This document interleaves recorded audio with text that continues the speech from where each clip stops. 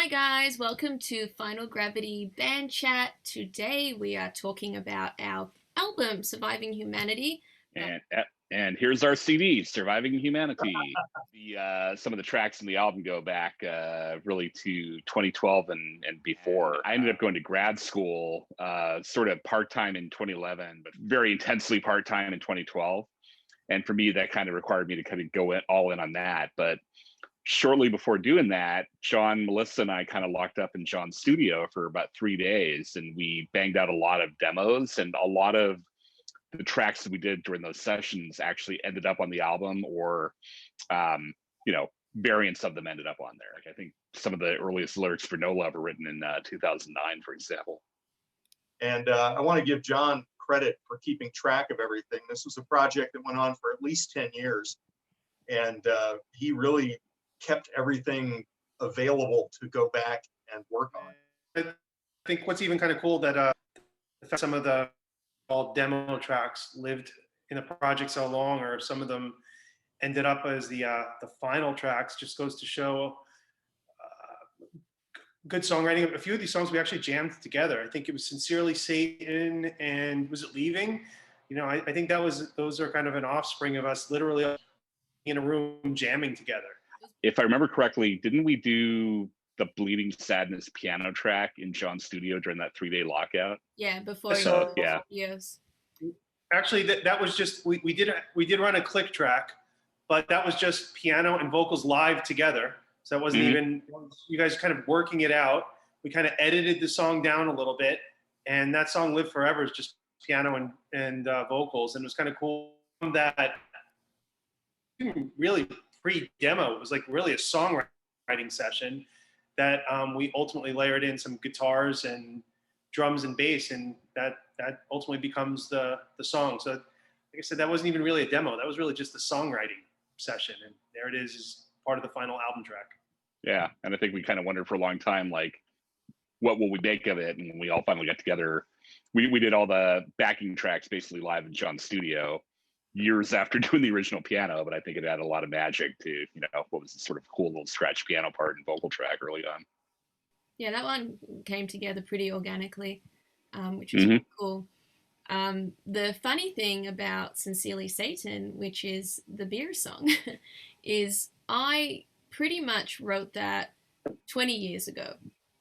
And I have a blog, actually, if anyone wants to check it out. Here's the link. But it shows my my book, my songwriting book with the handwritten lyrics, and it's pretty much exactly the same. There's only a few little minor tweaks here and there, but the idea of it was written 20 years ago. Then Mike really brought it to life.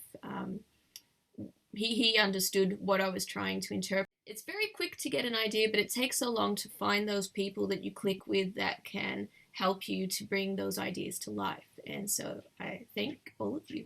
And what's kind of funny about it is, you know, I'd say it's almost a combination of classical music, you know, like kind of harmonic minor, like you'd hear from, like, you know, guys like Yngwie Malmsteen, or, you know, the kind of, you know, neoclassical metal mixed with like System of a Down. So, you know, an unholy combination that's now, you know, coming to life through the beer and the unholy title. Yeah. John Kurzweg. John comes more from a sort of 90s rock and blues rock background, his own music, and then the stuff he's known for. But he said he's always been into prog rock to an extent. And I have a quote from him here. He said, "I think you guys did a really good job of self-producing and recording. It is quite an accomplishment to finish an album project like that." He said, "So grateful I got to mix this record for Final Gravity. It's a collection of different recordings they made the last few years. While Final Gravity's main sound is in the prog rock vein, in this case, the sum of the parts surpasses the label. Prog rock only works well when there's great songs with great vocals and great playing. Final Gravity's Surviving Humanity has all of the above. Check it out." I think he did a great job. And I loved that sort of effect he did on No Love in the middle section. So I liked John Kurzweg's mixing, because he would bring things to the table that, you know, were it was his own ideas that were add-ons and Yeah, it was enhancements. sort of like he mixed it really well, but he added a little bit of production on there that was really kind of out of left field here and there, but really added a little bit of magic in certain parts. And I think when we got No Love back, we were all kind of like, wow, this is it.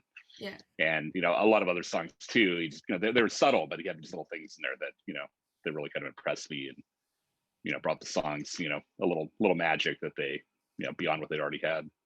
He did something with it that none of us had thought of doing, and it sounded better than any of us had ideas for. So that's the mark of the guy you want to work with.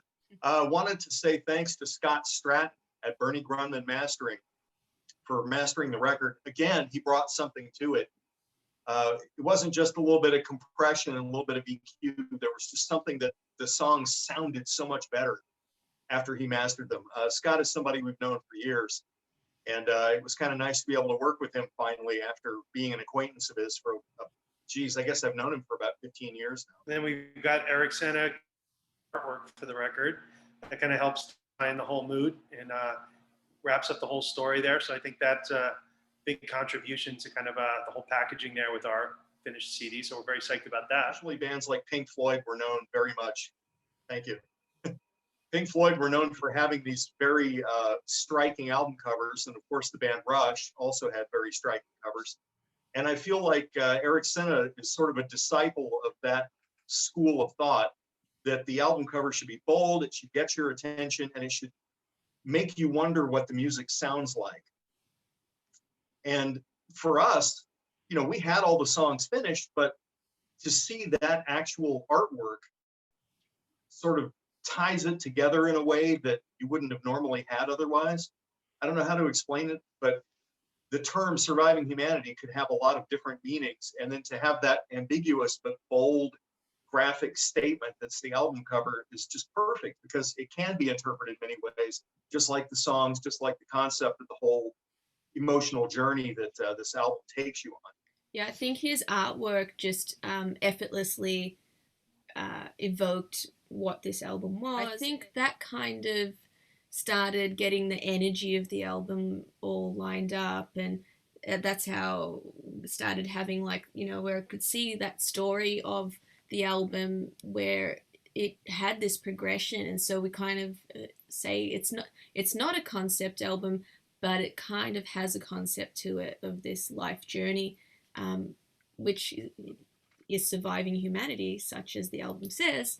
But also thank you, Eric, for all the wonderful artwork, for things that I've been able to do, like make my Final Gravity dress. There. And my shirt. Yeah, love the shirt. And we've got lots of other things that you can check out on our Final Gravity merch shop, so check that out. But yeah, he was a pleasure. He was so cool. Daniel Gray did the photography for us, the band photo. Paula, you got to play some violin on one of our tracks as a guest artist. So we've got a great team of people kind of helping us out with our little dream here. So Paula Yu, the violin player, so I played with her in the Great Deceivers King Crimson tribute on and off for quite a while. We haven't played, in well over a year because of COVID and all that, but she's, a good friend, a great musician, great writer, you name it, super overachiever. And it was great to be able to grab a little of her time to have her come down and lay down some violin tracks. So hoping to get her to come out and play live with us sometime. Anyone that doesn't know the behind the scenes, the backstories of the songs, like some of these songs written 20 years ago, 10 years ago, would think that we just wrote this because of what happened in 2020. And we didn't. Not even close. It's so crazy, because it's almost like this whole album has been a prediction to everything that's sort of taken place. And hopefully it is, because then it means that My Eternity and Phoenix will be what the next years to come are going to hold for us, which they're the songs that kind of, it's the end of the journey where we start to soar. I think part of why it's so resonant now is, the world's been through kind of a year of hell. And we sort of wrote all this stuff about maybe different periods of hell back in the day, but they definitely resonate now. I'm very excited that all the songs sound very unique. I mean, there's definitely a theme to the record. At the same point, it's not a concept album. And I think any of the songs can stand on their own 2 feet by themselves, but at the same point, I think it's a great package that they all really work together. I think it's a very cohesive album, and all the songs sound very different. So I'm very excited to hear what people have to say about it. Just excited that this album is finally coming out after all this time, and really hoping everyone's going to enjoy it. Mastering, everybody that contributed to this record outside of the band really brought something to it, and I'm very thankful that we had such good collaborators. Yep, and we're gonna have lots of cool stuff for you guys, and hopefully we can do a show, even if it's a virtual show. And if we do, we're doing it at Transplants Brewing. So just stay tuned, and we'll keep you informed. Next time we see you, we'll be drinking Sincerely Satan, best served with Final Gravity's album Surviving Humanity.